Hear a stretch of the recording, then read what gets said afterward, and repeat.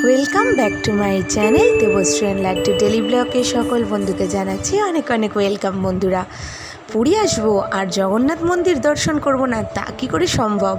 তাই জগন্নাথ মন্দিরে সকাল সকাল চলে এসেছি পুজো দিতে। আর জগন্নাথ মন্দিরের বাইরেটা কিন্তু এখন ঠিক এরকমভাবে সুসজ্জিত করা হয়েছে।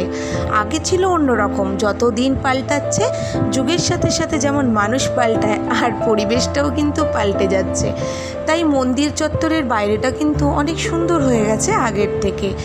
তবে মন্দিরের ভেতরে যেহেতু ফোন নিয়ে ঢোকা যায় না, তাই তোমাদের ভেতরটা আমি দর্শন করাতে পারলাম না, তাই মন্দিরের বাইরেটুকুই আমি দেখাতে পারলাম।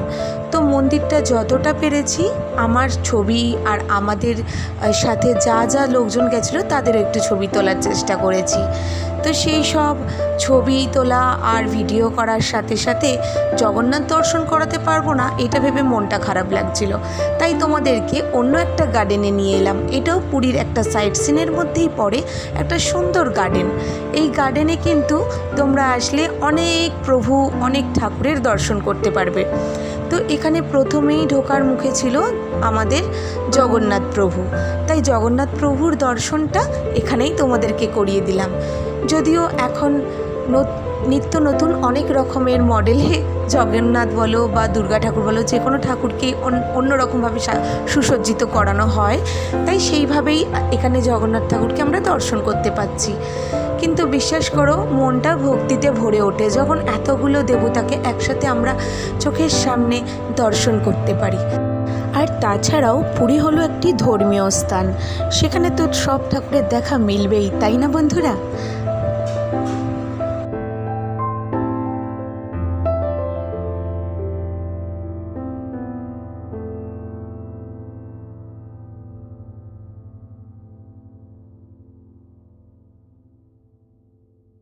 তো এই মন্দিরটা তোমাদের দেখিয়ে দিলাম। তো তারপরে মন্দিরের ভেতরটা যতটা পেরেছি চেষ্টা করেছি দেখালাম। আর সুন্দর সুসজ্জিত মন্দির, এছাড়াও এই গার্ডেনে আরও অনেক কিছু দর্শনীয় জায়গা আছে যেগুলো তোমরা এক্ষুনি দেখতে পারবে। বন্ধুরা, এটাও কিন্তু খুব সুন্দর একটি গার্ডেন। তো পুরীতে আসার আমার একটাই কারণ, যতবার আসি না পুরী ততবার আমার মনটা যেন ভরে যায়। আমি আমার বয়সের তুলনার থেকেও বেশি কিন্তু পুরীতে এসেছি। আমি প্রায়, বন্ধুরা বিশ্বাস করবে কি না জানি না, 30 থেকে 32 বার কিংবা তারও বেশি হবে আমি পুরীতে এসেছি। বছরে প্রায় 2-3 বার ছুটি ছাটা পেলেই চলে আসতাম পুরীতে। আর দেখো, এই গার্ডেনটা কিন্তু খুব বছর হয়নি যে হয়েছে, এটা নতুনই বলতে গেলে কয়েক বছর হয়েছে এই গার্ডেনটি তৈরি হয়েছে। আর এই গার্ডেনের এখনও কাজ চলছে। তো এর আগে আমরা এই গার্ডেনে ঘুরে আরও অনেক কিছু দেখতে পেয়েছিলাম, তো এবারে ততটা কিছু দেখতে পারিনি। আমি এই গার্ডেনে এবারে আসতাম না, কিন্তু ভাবলাম তোমাদেরকে নিয়ে এই গার্ডেনটা দর্শন করাবো না তাটা কি করে হয়। আমি দেখেছি আর আমার বন্ধুদের দেখাবো না? অনেকেই বন্ধুরা পুরীতে তোমরা ঘুরতে আসো, কিন্তু তবুও এখনও অনেকেই আছে যারা পুরীর দর্শন করতে পারিনি। তাই তাদের জন্য এই ভিডিওটা অনেকেই উপকৃত করবে, কারণ তারা ঘরে বসেই পুরীর অনেক সুন্দর সুন্দর জায়গা দর্শন করতে পারবে। তার সাথে সমুদ্রেরও আছে মেলবন্ধন। সমুদ্র দেখাবো না সেটা কি করে হয়? পুরী আসবো, সমুদ্র আর জগন্নাথ মন্দির, এই দুটোই বিশেষত্ব জিনিসই আমাকে আকর্ষণ করে তোলে এই জায়গার জন্য। তো দেখতেই পাচ্ছ, আমরা ঘুরতে ঘুরতে প্রত্যেকটা জিনিস সুন্দর করে দর্শন করছি, প্লাস তোমাদের দেখানোরও চেষ্টা করছি। বন্ধুরা, যদি কোনো ভুলভ্রান্তি হয়ে থাকে অবশ্যই ক্ষমা করে দিও। আর যদি ব্লগটা ভালো লেগে থাকে তো লাইক সাবস্ক্রাইব করে আমার পাশে থেকো।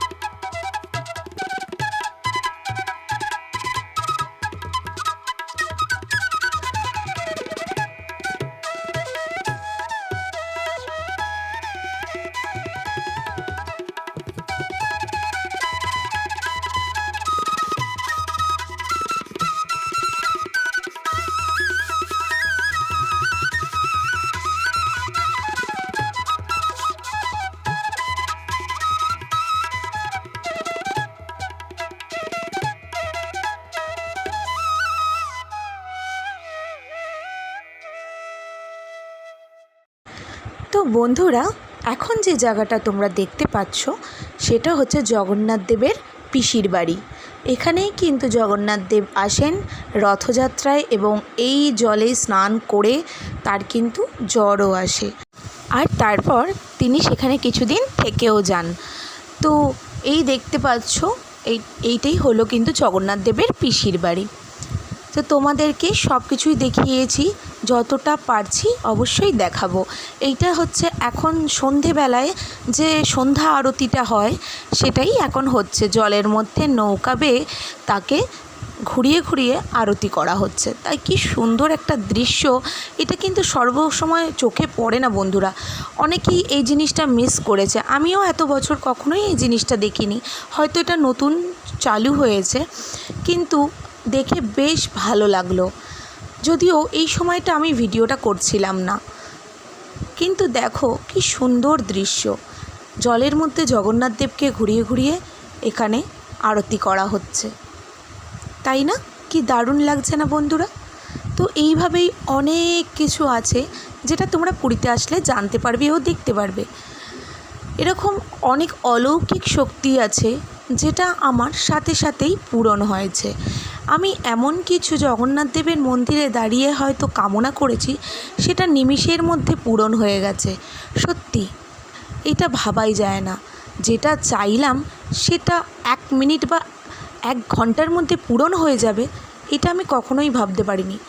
আর যখনই যেটা ভেবেছি, মন থেকে চেয়েছি, সেটা সত্যি সত্যি জগন্নাথ দেব আমার পূরণ করে দিয়েছেন। তাই বোধহয় এই বিশ্বাসটা আমার অটুট হয়েছে তার প্রতি।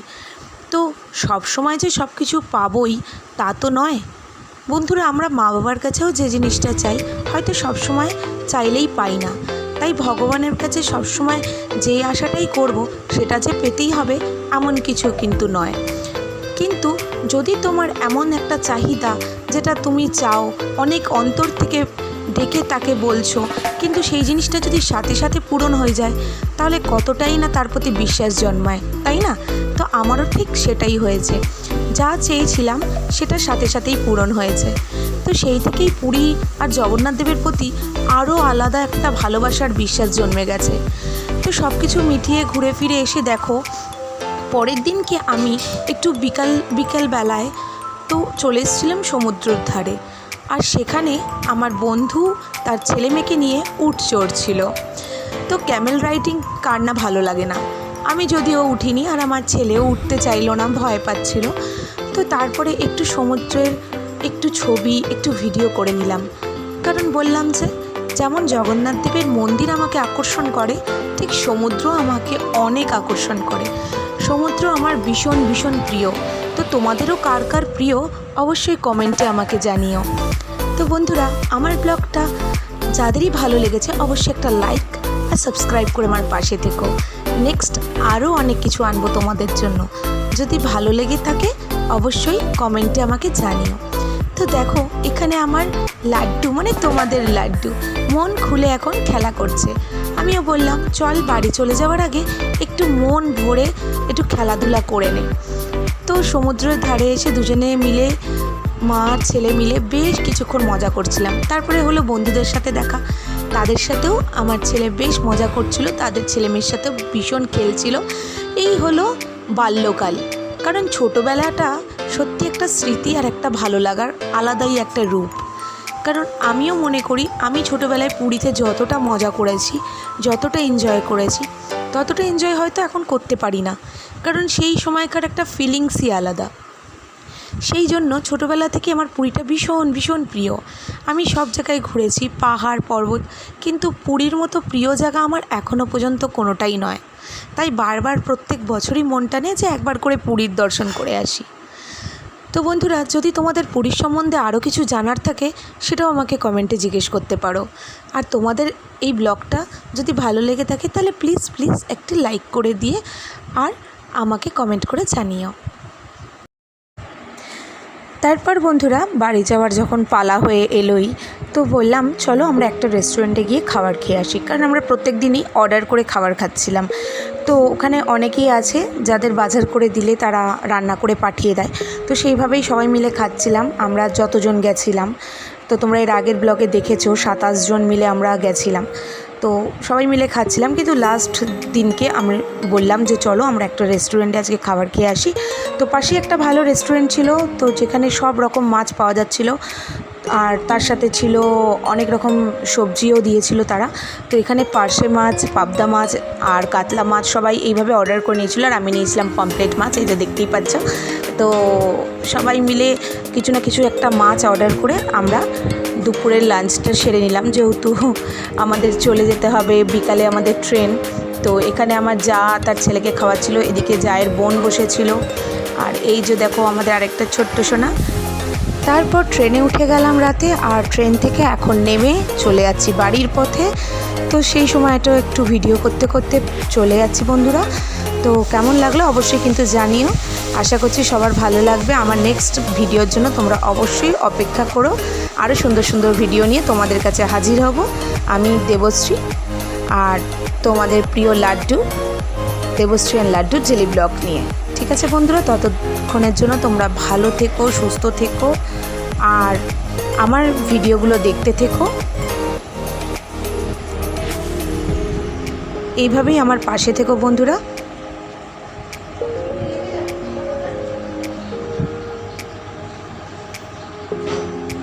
তো এখন দ্বিতীয় হুগলি সেতু থেকে আমরা বাড়ি ফিরছি, সেটাও তোমাদের দেখিয়ে দিলাম।